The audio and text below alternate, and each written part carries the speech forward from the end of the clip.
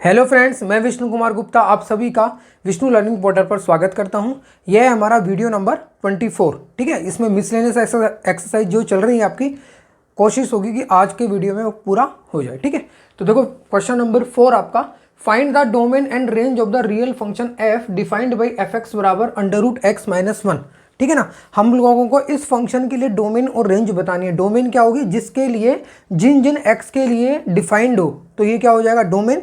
और उन defined values को रखने पर, उन x की वैल्यूज़ को रखने पर जिससे ये डिफाइन होता है, जो जो मुझे फंक्शन का मान मिलेगा उसके सेट को हम क्या बोलते हैं, रेंज। ठीक है, तो मुझे बताओ अंडर रूट के अंदर अगर कुछ लिखा हुआ है, अब मैं बोलूँ कि ये आपका डिफाइंड वैल्यूज़ आनी चाहिए, परिभाषित होना चाहिए। कब होगा, जब अंडर रूट के अंदर की जो लिखा हुआ है वो क्या होना चाहिए आपका, 0 या 0 से ज़्यादा, यानी कि x-1 की वैल्यू 0 या 0 से ज़्यादा होनी चाहिए, या फिर मैं बोलूँ x की वैल्यूज 1 या 1 से ज़्यादा होनी चाहिए। जब ऐसा होगा तो जो आपका x-1 और इसका जो अंडर रूट लगा हुआ है वो आपका क्या हो जाएगा, पूरी तरीके से परिभाषित होगा, यानी कि वेल डिफाइंड होगा। तो इसकी डोमेन क्या हो जाएगा आपका, x = 1 से लेके और इन्फिनिटी तक। ठीक है, अब मुझे बताओ जब मैं x की वैल्यू 1 या 1 से ज़्यादा इसमें रखूँगा तो जो x-1 है इसकी वैल्यूज़ क्या होगी, 0 या 0 से ज़्यादा होगी, या फिर मैं बोलूँ √x-1 इसकी भी वैल्यूज़ क्या होगी, 0 या 0 से ज़्यादा होगी।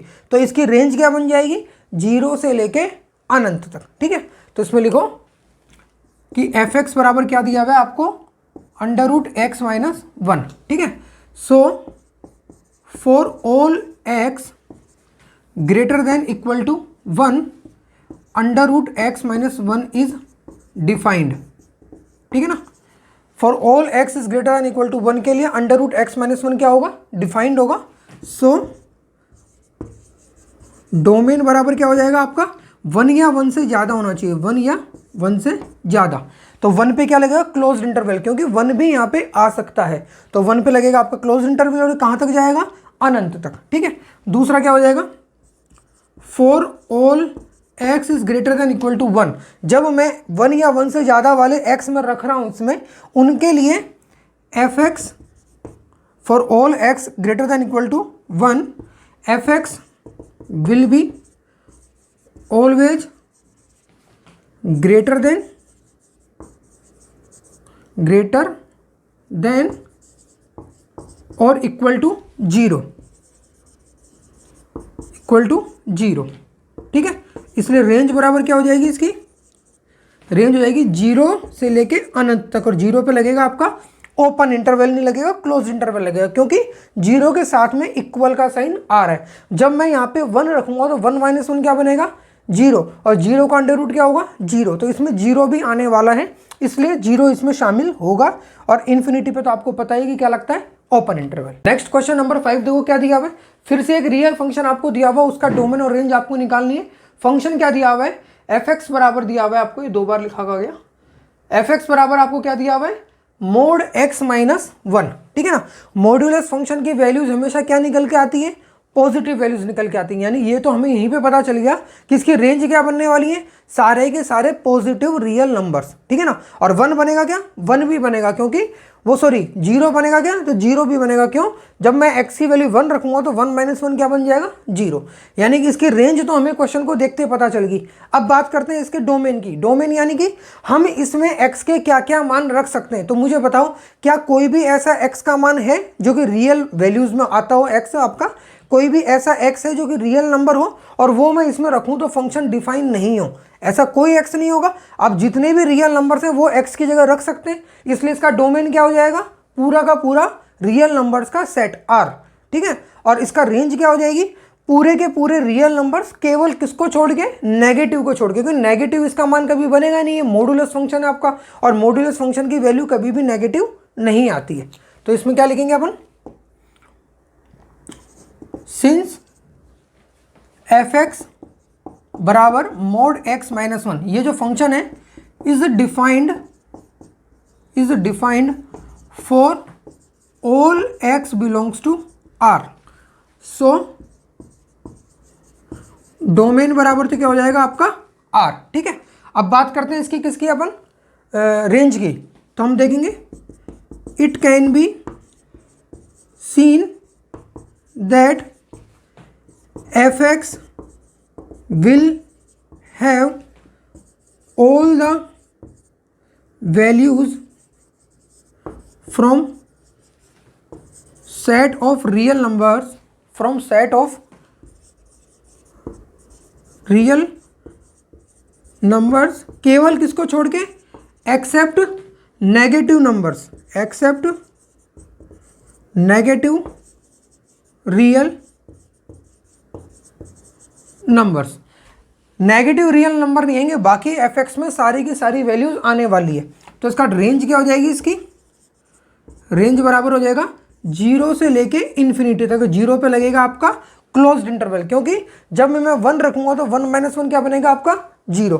तो 0 इसमें आएगा और 0 के अलावा 0 से बड़े सारे नंबर आएंगे, लेकिन नेगेटिव कभी भी नहीं आएगा, क्योंकि यहाँ पे क्या लगा हुआ है, मॉडुलस फंक्शन, मापांक फलन। मापांक फलन से कभी भी इसका मान माइनस में नहीं आता है। क्वेश्चन नंबर 6 देखो क्या है।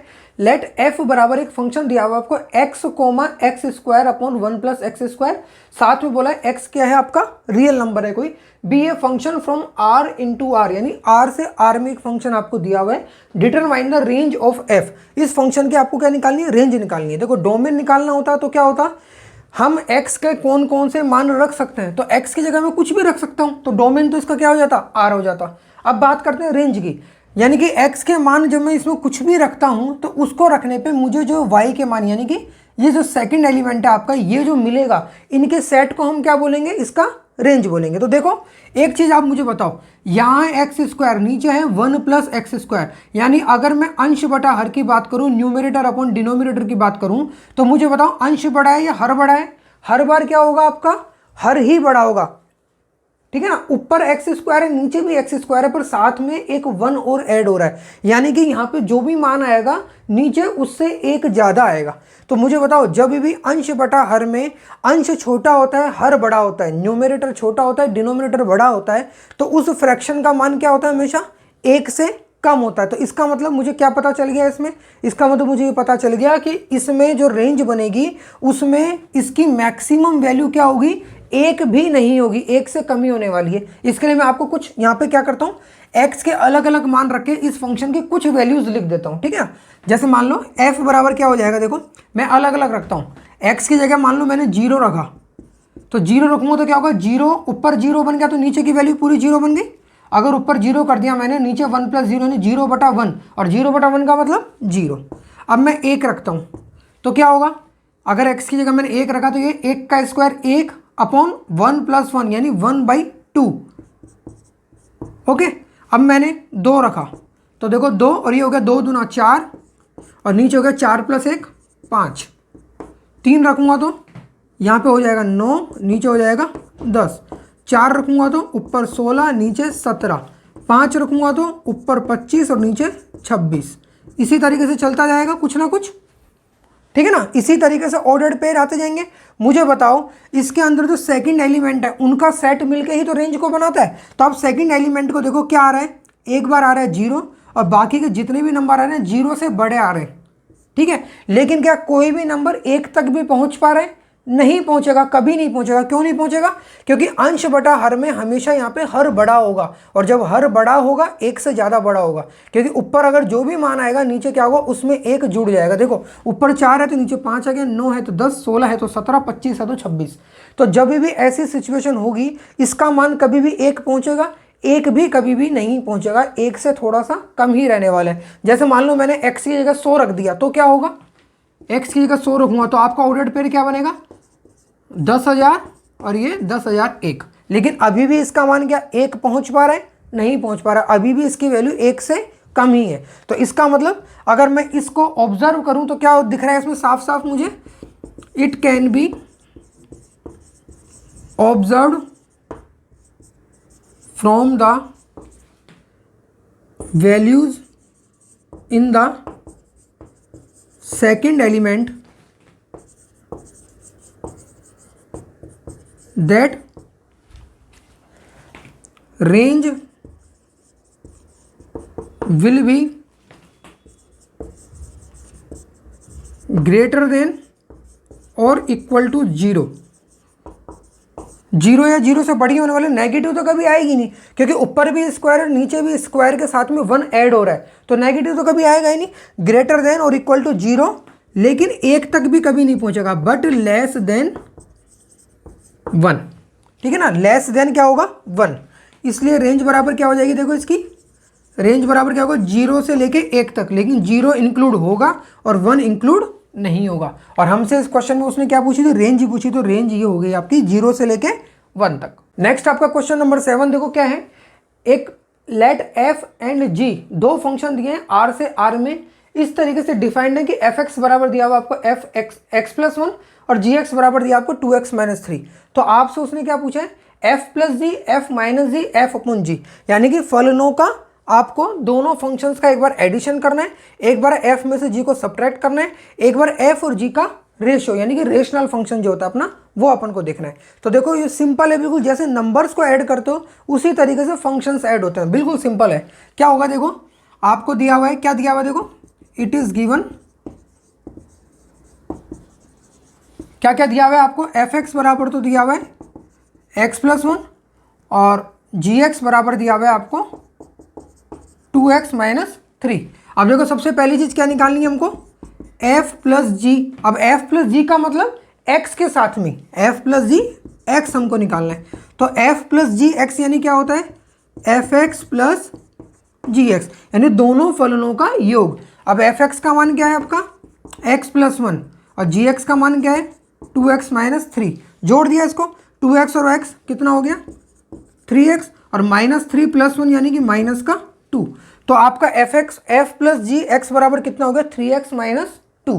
ये फर्स्ट क्वेश्चन खत्म। सेकंड है इसमें एफ माइनस जी एक्स यानी कि एफ एक्स माइनस जी एक्स। एफ एक्स की वैल्यू एक्स प्लस 1 माइनस जी एक्स की वैल्यू 2x माइनस 3, ठीक है। इसको ब्रैकेट को खोल देते हैं अपन, तो ये हो गया माइनस का 2x और ये हो गया माइनस माइनस प्लस का 3, ओके। माइनस 2x प्लस का x यानी कि माइनस का x और प्लस का 1 प्लस का 3 यानी कि प्लस का 4। तो ये आप इसको माइनस एक्स प्लस 4 लिख सकते हो या फिर 4 माइनस एक्स भी लिख सकते हो, ठीक है, कुछ भी लिखो कोई दिक्कत नहीं। ये हो गया सेकंड। थर्ड क्या है आपका f अपॉन जी एक्स, इसका मतलब एफ एक्स अपॉन जी एक्स। अब एफ एक्स की वैल्यू क्या है आपकी x प्लस 1, जी एक्स की वैल्यू क्या है 2x माइनस 3। लेकिन ध्यान रखना साथ में जब भी ये फलनों का अनुपात आएगा तो नीचे वाला जो फलन है वो आपका कभी भी 0 नहीं होना चाहिए। तो इसके साथ में क्या लिखना पड़ेगा 2x minus 3 should not be 0।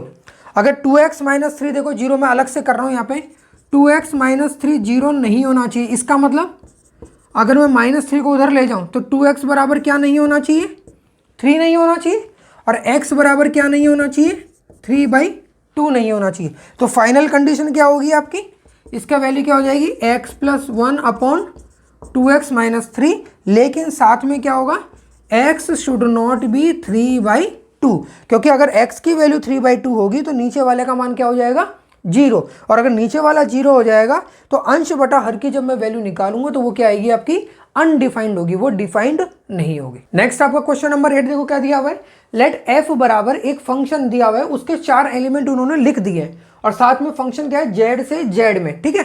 और फंक्शन क्या दिया हुआ है एफ एक्स बराबर A X plus B for some integers a and b, यानी a और b दोनों क्या है इंटीजर हैं। तो इसके लिए हमें determine a and b, a और b की वैल्यू निकालनी है। देखो आपको पता है कि फंक्शन में जो ऑर्डर्ड पेयर होते हैं इसका मतलब क्या होता है कि अगर x की जगह में, अगर ये फंक्शन x के रूप में आपको दिया हुआ है तो x की जगह अगर मैं 1 रखूंगा तो इस फंक्शन का मान मुझे क्या मिलेगा सेकंड वाला एलिमेंट, यही होता है इसका मतलब। ऑर्डर्ड पेयर का मतलब भी क्या होता है कि पहला एलिमेंट अगर मैं x की जगह रखूंगा तो जो मुझे मान मिलेगा वो क्या होगा उसका सेकंड एलिमेंट, यही तो होता है। डोमेन और रेंज इसी तरीके से परिभाषित होते हैं।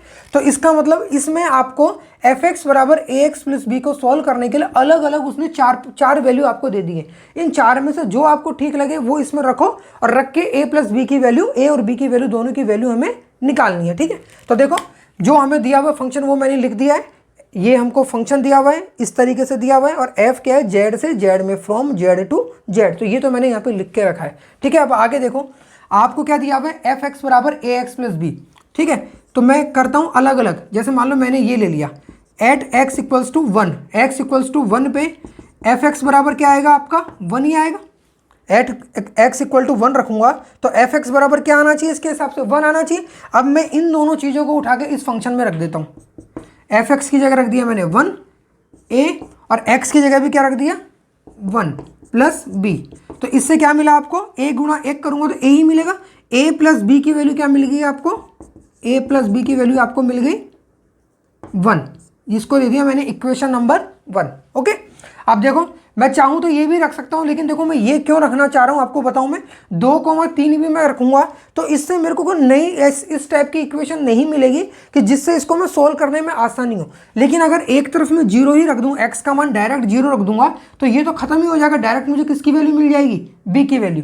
तो मान लो मैंने रखा ये वाला, अब तो एट एक्स इक्वल्स टू 0 पे एफ एक्स बराबर क्या दिया हुआ है आपको -1। 0 पे एफ एक्स बराबर क्या दिया हुआ है -1। तो ये रखते हैं अपन, एफ एक्स की जगह रख दिया। देखो ये फंक्शन जो आपका है इसमें एफ एक्स की जगह रखा मैंने -1 ए, और एक्स की जगह क्या रख रहा हूँ मैं 0 प्लस बी। तो देखो ये तो क्या बन गया आपका 0, क्या बचा यहाँ पे केवल b, और b की वैल्यू क्या आ गई -1। इससे आपको पता चला b बराबर -1, तो b का मान तो निकल के भी आ चुका है। ठीक है, अब b की वैल्यू को किस में रख दो, इक्वेशन नंबर 1 में। Put the value of b in equation 1। तो क्या हो जाएगा, देखो a प्लस बी बराबर क्या है उसमें 1, a और b की वैल्यू क्या रखूंगा मैं -1, यानी कि -1 बराबर 1। इससे a बराबर क्या आ गया आपका, ये -1 उधर जाएगा तो -1 क्या बन जाएगा प्लस का 1, 1 प्लस 1 क्या हो गया 2। तो a बराबर तो क्या आ गया 2 और b बराबर क्या आ गया -1। इसी वीडियो को बड़ा बनाने की बजाय जो बचे हुए 4 क्वेश्चन है वो मैं नेक्स्ट वीडियो में कवर कर दूंगा। तो अगर आप लोगों को चैनल अच्छा लग रहा हो, वीडियोस अच्छे लग रहे हो, कंटेंट अच्छा लग रहा हो तो प्लीज़ वीडियोस को लाइक करें, चैनल को सब्सक्राइब करें। Okay bye, take care.